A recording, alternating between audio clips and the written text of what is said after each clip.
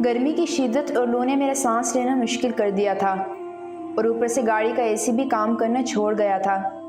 मैंने गाड़ी की हीट कम करने और थोड़ी ताज़ा हवा खाने के लिए गाड़ी सड़क के किनारे छाँव में खड़ी कर दी और खुद गाड़ी से बाहर निकलकर अपनी किस्मत को कोसने लगा। ये एसी ने भी आज ही ख़राब होना था। मैं मुंह में बड़बड़ा रहा था कि अचानक मुझे एक मासूम सी आवाज़ ने अपनी तरफ मुतवज्जा किया। साहब जी, मेरे भाई ने सुबह से कुछ नहीं खाया। सुबह से मेरी कोई पेंसिल नहीं बिकी। ये कोई 12 साल की बच्ची थी जो एक हाथ में पेंसिलों का बंडल और दूसरे हाथ की उंगली अपने छोटे भाई के हाथ में थमाए मुझसे मुखातिब थी। उसका छोटा भाई अजीब सी सवाले नज़रों से कभी मेरे चेहरे और कभी अपनी बहन को देख रहा था। साहब जी ले लो ना, एक पेंसिल सिर्फ 10 रुपए की है। बच्ची ने एक बार फिर मुझे स्टार किया। मेरा गर्मी से बुरा हाल था। जी चाहा कि इन दोनों को झड़की दे के यहाँ से भगा दूँ, मगर फिर न जाने क्यों न चाहते हुए मेरा हाथ मेरी जेब में चला गया। मैंने वॉलेट निकाला और 50 का नोट बच्ची की तरफ कर दिया और खुद ही खुद में बड़ा सखी बन के उसे तकब्बुराना लहजे में बोला, ये लो।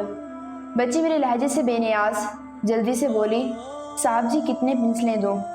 10 की एक है और 50 की 5। इसकी आवाज़ और आंखों में अजीब सी खुशी थी। साहब जी 5 ले लो, मैं भी सुबह से भूखी हूँ। और वो पेंसिलें गिनना शुरू हो गई। मुझे इस पर अजीब सा गुस्सा आने लगा और दूसरी तरफ मुंह फेर के मैंने बोला, ले जाओ पैसे और जान छोड़ो, मुझे पेंसिल नहीं चाहिए। दूसरी तरफ कोई जवाब नहीं था, बस खामोशी थी।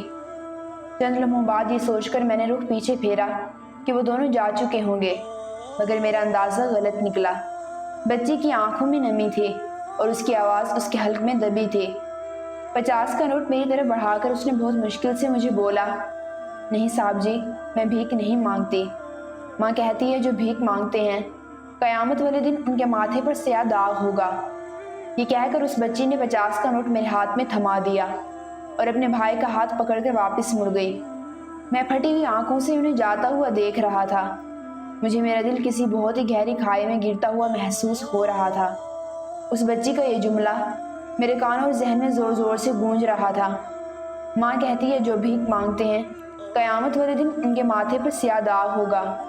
मेरा जिस्म पसीने में तर हो गया, मगर अब की बारी गर्मी का पसीना नहीं, शर्मिंदगी का पसीना था। मैं खुद को बहुत छोटा और हकीर समझ रहा था, जो बिल्कुल सच था। इस दफ़ा मेरी आवाज़ मेरे हल्क में कांटे की तरह चुभ रही थी और मैं उन्हें जाता हुआ देख रहा था। बहुत मुश्किल से मैंने उन्हें आवाज़ दी, ठहरो बेटा। मेरी आवाज़ बड़बड़ाई हुई थी। मेरी आवाज़ पे दोनों बहन भाई ने मुड़कर मेरी तरफ देखा और उनकी आंखों में आंसू थे। मैंने बहुत मुश्किल से अपने आंसू रोके और पूछा कि कितनी पेंसिलें हैं तुम्हारे पास? बच्ची ने अपने भाई का हाथ छोड़ा और दौड़कर मेरे करीब आकर मुझसे पूछा, साहब जी आप सारी पेंसिलें लोगे? उसकी आंखों में अजीब सी चमक थी। मैंने कहा, हाँ सारी लूँगा। ये सब पेंसिलें कितने की हैं? मैं उसके सामने रोना नहीं चाहता था, मगर दूसरी तरफ मुंह करके मेरा ज़ब्त टूट गया और आंसू मेरी आंखों से मेरे गालों पर बह गए। मैंने आंखों से उसे सिर्फ एक बार देख पाया, जो पेंसिलें गिन रही थी। मेरा दिल चाह रहा था कि मैं बच्चों की तरह फूट फूट के रोऊं। साहब जी 9 पेंसिलें हैं, सारी 10 रुपए के हिसाब से 90 रुपए बने।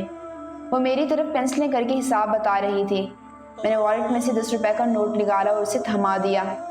उसने भाई के हाथ से 10 का इकलौता नोट पकड़ा, जो कि शायद सुबह से अब तक की कमाई थी, और मेरे हाथों में देते हुए बोली, शुक्रिया साहब जी। मैं चाहता था कि उसके मासूम और नन्हे हाथ चूम लूँ और मेरे वॉलेट में जितने पैसे हैं सब उन्हें दे दूँ, मगर उसकी खुददारी में देख चुका था। मैं उन्हें दूर जाता हुआ देख रहा था और मेरी आंखों में अब की बार खुशी और एहसास के आंसू थे। वो पेंसिलें आज भी मेरे पास हैं। उन्हें जब भी देखता हूँ अजीब सा दिल में एहसास होता है और वही जुमला मेरी सोचों में बार बार गूंजता है। माँ कहती है जो भीख मांगते हैं क़यामत वाले दिन उनके माथे पर स्याह दाग होगा।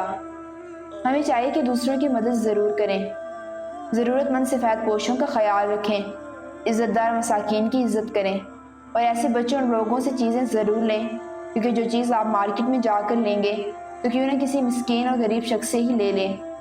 ये वो गैरतमंद लोग होते हैं जो किसी भी सूरत किसी के सामने हाथ नहीं फैलाते, बल्कि थोड़ा ही सही मगर रिज़्क़ हलाल कमाते हैं।